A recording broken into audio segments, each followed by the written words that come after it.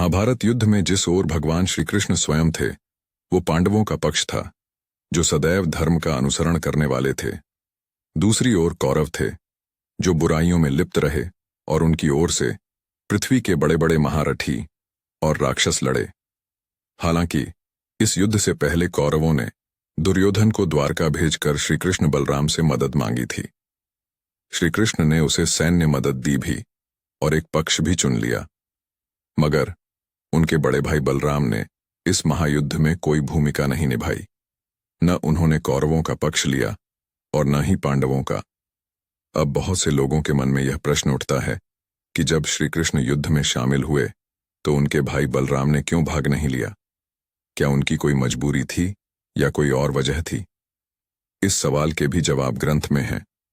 इस वजह से युद्ध में शामिल नहीं हुए बलराम, पांडव पुत्र भीम और धृतराष्ट्र के पुत्र दुर्योधन दोनों के गुरु बलराम ही थे, और उन्होंने ही दोनों को गदा चलाने की विद्या सिखाई थी।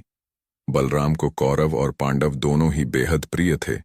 ऐसे में जब पांडवों और कौरवों के बीच महाभारत का युद्ध हुआ तो वे किसी का एक पक्ष लेकर दूसरे के साथ अन्याय नहीं करना चाहते थे।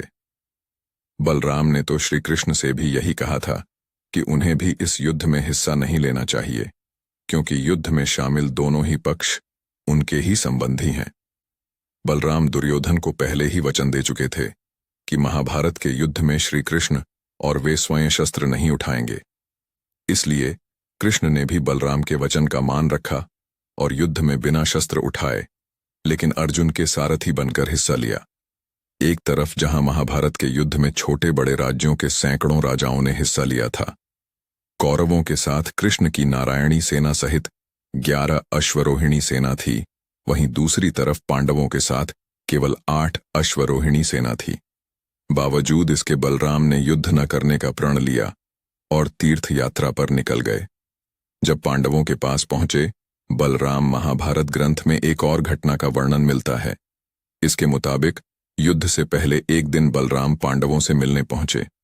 पांडवों को आशा थी कि वे अपना निर्णय बदल देंगे और युद्ध में उनके साथ शामिल होंगे, लेकिन बलराम ने दुखी मन से कहा, मुझे युद्ध में कोई रुचि नहीं है।